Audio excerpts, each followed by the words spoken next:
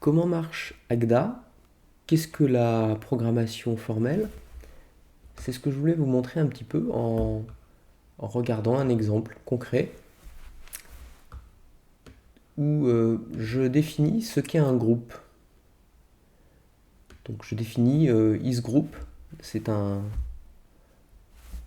c'est la propriété d'être un groupe. Ça prend quatre arguments. J'ai un ensemble sous-jacent, A. J'ai une opération binaire. Les underscores, ça désigne les arguments. Donc j'ai une opération qui est rond, qui prend un argument à droite, un argument à gauche.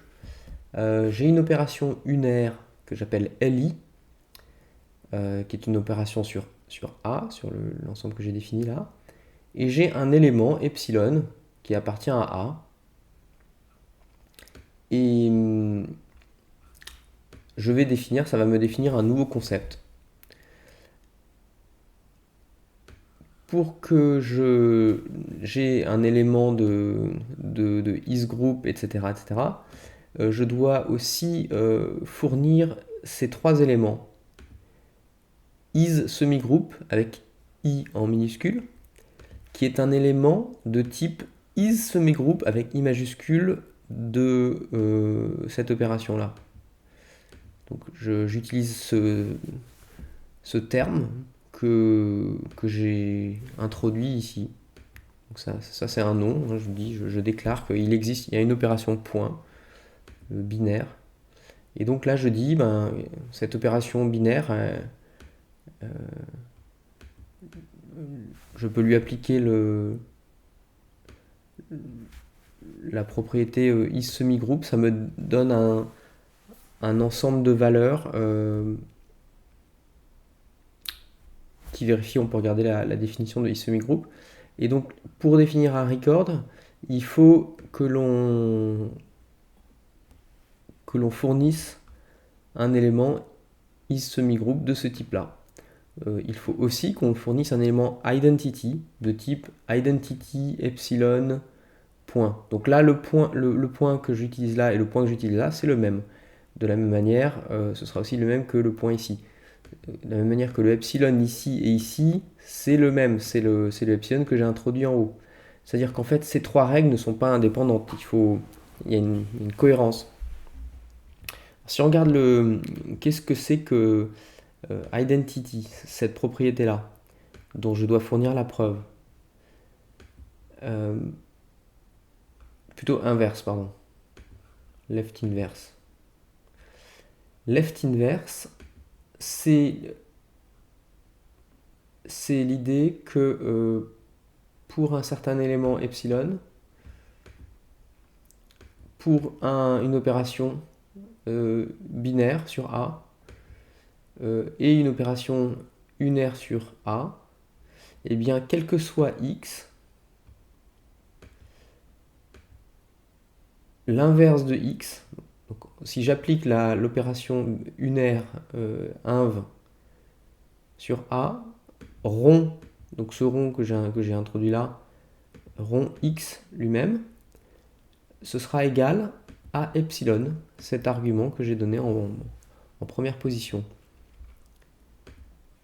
Donc ça c'est ça qui définit les éléments de left inverse epsilon rond inv.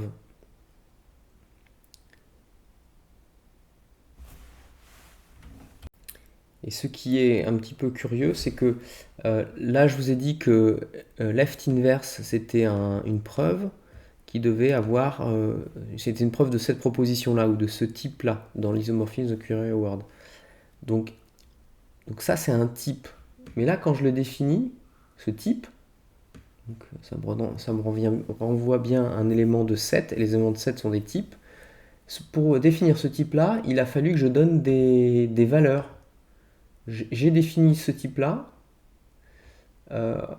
après avoir donné des valeurs. Donc ça c'est le fait que ce soit un langage type dépendant. Les types peuvent dépendre des valeurs passées en argument.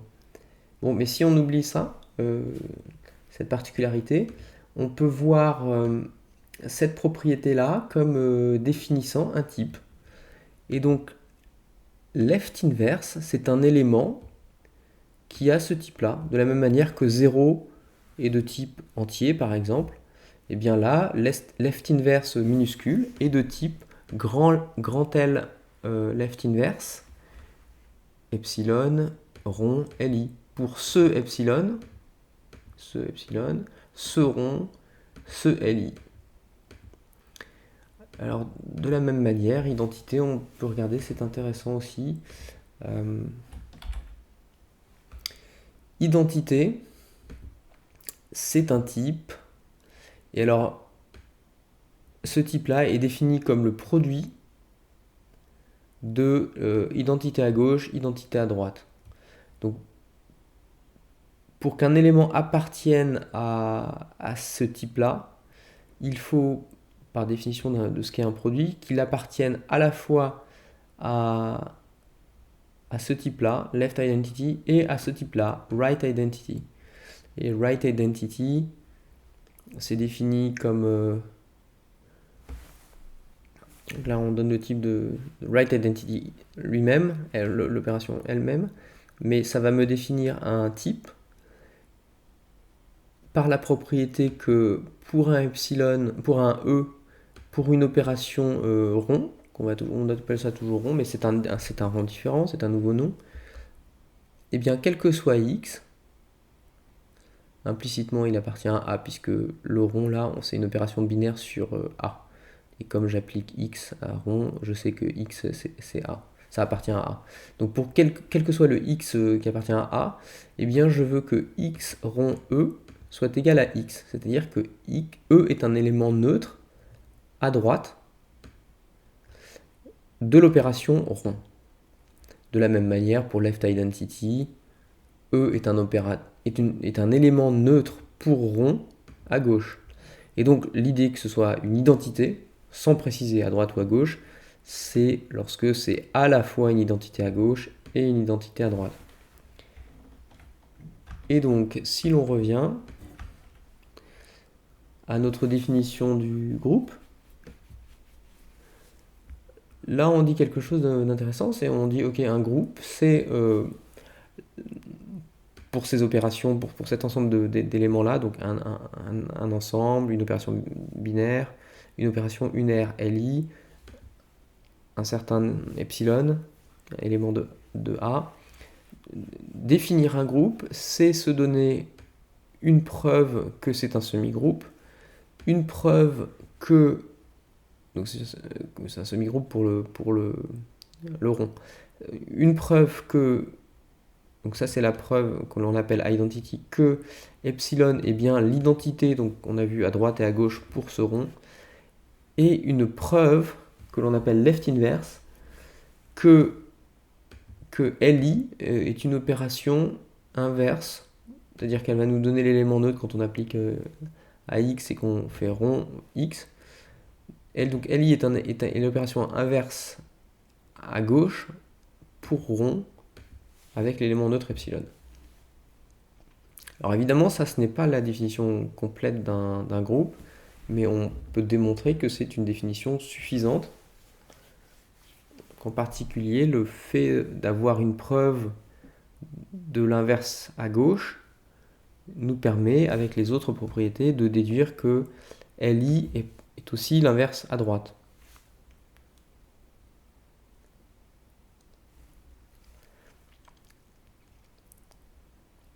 Là, on a quelques petites opérations qui sont très simples, qui peuvent illustrer comment se servir de cette preuve identity. Donc identity est une preuve que epsilon est l'identité pour rond. On a vu que cette preuve c'est un produit. Donc quand on a un produit de deux choses, on peut soit sélectionner, si l'on souhaite, un élément, le premier élément ou le deuxième élément. De toute façon, on a accès aux deux. Si on a accès au produit, on a accès aux deux. Donc en particulier, on a accès à l'un, soit celui à gauche, soit celui à droite. Et donc à partir d'une preuve de identity, j'en déduis évidemment une preuve que left identity. Alors ça c'est la preuve que isInverse, c'est une preuve que LI est bien l'inverse au sens droite ou gauche pour rond avec l'élément neutre epsilon. Donc inverse est défini de la même manière comme le produit de la preuve left inverse et right inverse. Alors left inverse, on l'a déjà, on l'hérite déjà. Encore faut-il montrer right inverse. Et c'est là que l'on voit l'intérêt de Agda. C'est que tout ça, là, toute cette preuve, elle est vraiment strictement vérifiée. Alors, si on regarde la définition de left inverse, je vais revenir, je vais la mettre sous les yeux, ce sera plus clair. Donc inverse, c'est bien le produit de la preuve que c'est l'inverse à gauche et la preuve que c'est l'inverse à droite.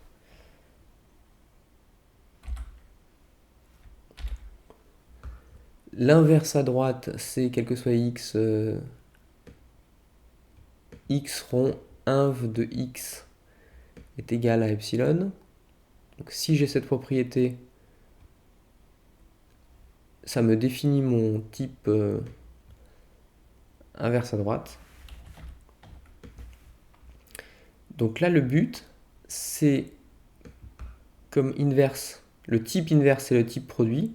Si je veux montrer un élément qui appartient au type inverse, il faut que j'ai un produit d'éléments qui appartiennent au type left inverse et au type right inverse. Left inverse, on l'a déjà. Donc maintenant, il faut montrer un élément du type right inverse, majuscule. Donc un élément de ce type right inverse, c'est une preuve que epsilon, que Li est l'inverse à droite pour rond avec l'élément neutre epsilon. Donc comment est défini right inverse? C'est quel que soit x, ce terme-là est égal à ce terme-là. Et la beauté du raisonnement, ce qu'on appelle le raisonnement équationnel dans Agda, c'est que ça va suivre la preuve, et pour exhiber la preuve de right inverse, de cette propriété, on va vraiment suivre ce que l'on ferait en maths. Donc la définition, c'est quel que soit x, cette propriété. Donc pour montrer quel que soit x, en maths, on se donne un x quelconque. C'est bien ce que je fais là, quand je dis lambda x. Lambda, j'introduis un nom quelconque. Ce nom, je vais le choisir comme étant x. Et ensuite, je vais partir de cette propriété-là, x rond inv de x, donc x rond li de x, puisque je veux prouver right inverse pour li. Inv, là, c'est un nom local qui n'est défini que dans cette propriété. Là, moi, j'applique à li, donc je veux partir de ce terme x rond li de x, et je vais faire une série de transformations qui vont m'amener à epsilon. Ces transformations sont vérifiées par l'ordinateur, elles sont forcément valides. Et si j'arrive à montrer que pour tout terme quelconque x, x rond li de x égale epsilon, c'est bien que j'ai exhibé une preuve que li est l'inverse à droite de l'opération rond avec l'élément neutre epsilon. Et pour passer d'un terme, donc ça c'est le terme initial que je me donne, eh bien j'applique les propriétés. Donc identity left, c'est que epsilon est l'identité à gauche pour rond. Alors, pouf, pouf, pouf. Ce qui me permet d'introduire epsilon à gauche. Sim, c'est que identité left, ça me dit quel que soit x, epsilon rond x égale x. Donc moi je voulais partir de x et arriver à epsilon rond x. C'est pour ça que j'ai fait symétrique. Sim, ça fait le symétrique, ça prend pour n'importe quelle propriété qui est symétrique, on inverse le premier terme et le deuxième terme. Bon, en tout cas, j'applique l'identité à gauche et je peux progresser de manière valide. De la même manière, ici, j'applique le fait que epsilon, c'est l'inverse à gauche.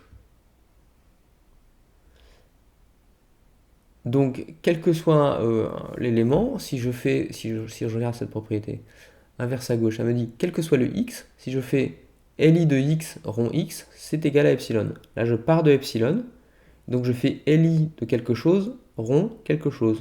Donc c'est bien égal à epsilon, de par la propriété left inverse. Associativité, j'applique la propriété d'associativité à ce terme, ce qui me permet de bouger les parenthèses. On voit qu'elles partent de là, qu'elles arrivent là. C'est la propriété d'associativité. De la même manière, je peux progresser et à chaque étape, je dois justifier mon choix. C'est exactement ce qui se passe en mathématiques. Mais en fait, on va plus loin qu'en mathématiques, parce qu'en mathématiques, on écrit les termes, et généralement, on justifie à droite, on dit ok, parce que ça, parce que si, mais on part quand même généralement des termes. Et là, c'est un peu... Là, on gagne quelque chose en fait. On se force d'une part à justifier vraiment très proprement la réécriture des termes, mais on se force tellement à justifier proprement cette réécriture qu'en fait on n'a plus besoin de la réécriture. La justification est suffisante pour l'ordinateur pour déduire d'un terme le terme suivant. Et j'en veux pour preuve, si je prends une autre manière de prouver ça, j'ai donné mes justifications. J'ai même dit là, en haut j'avais mis underscore pour dire ok, je me fiche je ne vais pas te préciser le terme sur lequel je vais appliquer la propriété d'identité à gauche. Là je l'ai donné en plus, c'est superflu. Mais j'ai parfaitement justifié, j'ai dit quelle opération j'entendais appliquer. Je n'ai pas écrit le terme. Et en fait, je vais demander à l'ordinateur de déduire le terme de la justification que j'ai donnée. Puisque cette justification est vraiment totale. Je n'ai plus besoin de lui donner le terme. De la même manière là, je lui ai donné une justification totale. CTRL A, pouf, il me réécrit le terme. Donc, c'est assez intéressant puisqu'en fait, en maths, on est généralement guidé par le terme. Là, ça n'est pas du tout le cas. En fait, on est guidé par la justification que l'on apporte aux opérations qu'on entend mener. Et on arrive à la dernière étape, et j'ai bien epsilon. Donc on voit qu'en fait là les termes sont un peu superflus. À partir du moment où on a donné toutes les justifications, tout se déduit. Et alors on voit que ce langage permet de faire en fait des maths. Mais en fait c'est un vrai langage de programmation. Ce que l'on peut lire comme étant une variable x d'un certain type, en fait, c'est une preuve, c'est la variable et la preuve que la propriété représentée par ce type est vraie. Et la correspondance est totale, on appelle ça l'isomorphisme de Curie-Howard, dans lequel une valeur c'est une preuve et un type c'est une proposition. Cet isomorphisme est très solide, permet de réinterpréter la programmation soit comme des maths, ou inversement de se dire que quand on fait des preuves, en fait, on fait juste de la programmation. Voilà, j'espère que ça a pu vous éclairer sur ce qu'est la programmation formelle dans un système comme Agda, qui ressemble fortement à Haskell. C'est assez puissant. Donc là j'ai montré un exemple avec de l'algèbre, mais les constructions que l'on peut faire s'étendent à des programmes tout à fait normaux. Simplement, on a un système de type qui est extrêmement élaboré, qui permet de- d'empêcher certaines erreurs. Vérifier des protocoles, par exemple, pour s'assurer que l'échange d'informations n'a pas donné lieu à des bugs. Euh, on peut, on peut faire énormément de choses. Donc, l'idée, c'est que le code lui-même est prouvé. Il est valide forcément. C'est-à-dire qu'on n'a pas besoin de faire confiance à un programmeur euh, pour, pour cet aspect-là. Euh, il suffit de faire confiance à la machine. Le fait que le texte soit de cette couleur me dit que ça passe tous les tests. Voilà, ce ne sont plus des tests, ce sont des propriétés. Voilà, ça va passer évidemment. Mais si je fais, mettons, si je justifie de manière,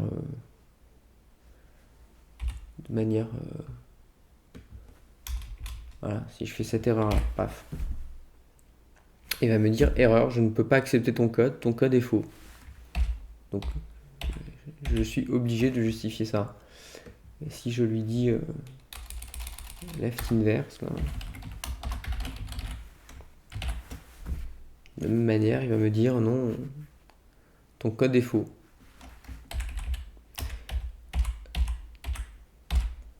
Donc je remplace l'assurance qu'il n'y a pas de bug qui m'est donnée par soit un programmeur, soit des consultants qui ont regardé le code avec beaucoup d'attention, qui n'y ont vu aucune erreur. Je remplace cette confiance-là par le fait que les types eux-mêmes sont suffisamment expressifs pour me garantir que s'il y a compilation, cela veut dire que tout est vérifié jusqu'au bout.